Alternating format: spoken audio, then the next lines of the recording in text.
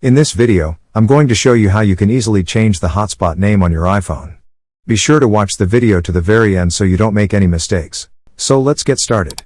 Unfortunately, there is no separate setting on the iPhone to change the hotspot name. First off, head over to Settings. So, to change the hotspot name, we need to change the iPhone name. To do that, just scroll down right here. After that, you'll see a button right here, General. Click on it. Once the General section is open in front of you, and then in these options, click on About. After clicking on About, a new section will open. Here, at the very top, at Name, that's where you can change your iPhone's name. Just like that, I am changing it. You can enter any text here, and in your keyboard, you will see an emoji button. If you click on it, after clicking here, you can easily insert emojis. And once you're done with that, hit Add. Done.